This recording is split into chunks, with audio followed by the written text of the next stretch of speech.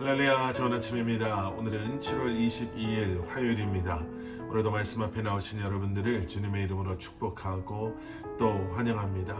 오늘도 말씀을 통해 주님을 더 깊이 알아가시고 또 주님을 닮아가시며 주님의 뜻이 무엇인지를 분별하시고 그리고 그 뜻 가운데 거하기 위해 애쓰며 또 말씀을 붙잡고 나아가시는 여러분들 되시기를 축원합니다. 오늘도 말씀을 통해 공급하시는 하나님의 은혜와 평강이 여러분들과 여러분들의 가정 가운데 함께 하시길 저도 여러분들과 함께 기도하겠습니다. 자, 오늘 우리에게 주시는 하나님의 말씀은 에스겔서 3장 16절부터 27절까지의 말씀입니다.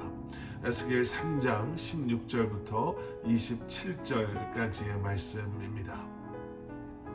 하나님께서 에스겔을 파수꾼으로 오늘 본문 말씀 속에 부르고 계심을 우리는 보게 되죠.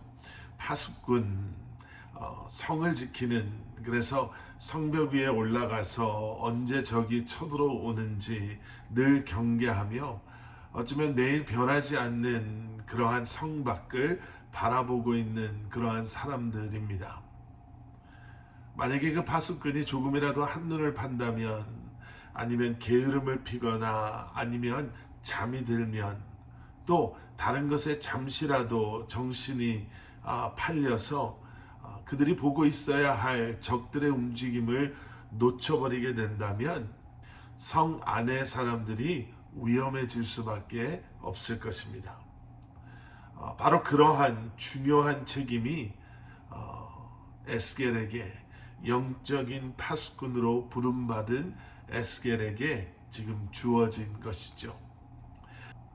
악인들이 악을 행할 때 당신들의 악행이, 죄가 바로 하나님의 심판을 불러온다 라고 말하지 않으면 그 악인들은 하나님의 심판을 피할 수 없을 뿐더러 그렇게 말하지 않은 에스겔 역시 하나님의 심판을 면치 못할 것이다 라고 오늘 본문 말씀은 경고하고 있습니다. 의인들도 마찬가지죠. 의인들도 그들이 아무리 의인이다 라고 불리운다 하더라도 그들이 악함에 발을 들이고 그리고 그 악함 속에 죄 가운데 머물러 있게 된다면 지금까지의 그들의 의의 행위는 헛것이 될 것이고 하나님의 심판을 면치 못하게 될 것입니다. 더욱이 그 의인들에게 경고하지 못한 에스겔은 파수꾼의 역할을 감당하지 못한 바로 그 이후에 그 역시 심판을 받게 될 것이다 라고 엄중히 경고하고 있습니다. 자, 그러면서 또 하나의 사건이 기록되어져 있는데요. 하나님께서 에스겔을 들판으로 보내십니다. 그 장소는 그발 강가에서 본 하나님의 영광과 유사했다라고 기록하고 있죠. 오늘 보면 23절 말씀입니다. 그래서 나는 일어나 들판으로 나갔다. 그러자 내가 그발 강가에서 본 그 영광과 같은 여호와의 영광이 그곳에 있었다. 나는 땅에 엎드렸다. 하나님께서는요, 거기에서 에스겔에게 다시 집으로 이제 돌아가라 라고 말씀하십니다. 그런데 그 집 안에서 사람들에 의해 밧줄에 묶이게 될 것이다 라고 말씀하시고요.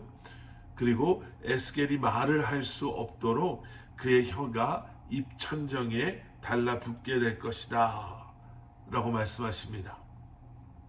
결국 외쳐야 할 상황이 오더라도 그는 더 이상 외칠 수 없는 그러한 상황에 처하게 될 것이다 라고 말씀하세요.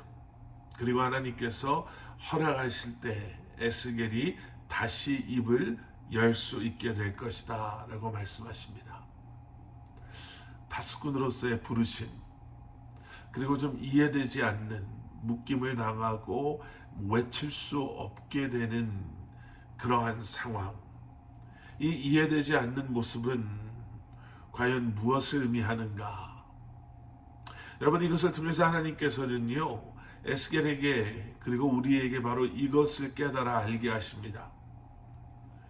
우리에게 허락하신 그 파수꾼으로서의 사명이 얼마나 중요하고 얼마나 소중하며, 또 전도자로서의 삶이 얼마나 귀중한가를 보여주고 계세요. 그리고 이 모든 것은 하나님의 허락하심, 하나님의 은혜가 있어야 감당할 수 있음을 우리로 하여금 분명히 기억하게 하고 있습니다. 하나님께서는 에스겔뿐만 아니라요, 우리 모두에게도 이 파수꾼으로서의 소명을 주셨습니다. 하나님께서는 오늘도 예수 그리스도를 구주로 고백하지 못하고 구원의 확신 없이 살아가고 있는 수많은 사람들을 위해서 저와 여러분을 택하시고 부르시며 우리에게 파수꾼으로서의 삶을, 전도자로서의 삶을 살라라고 말씀하고 계십니다.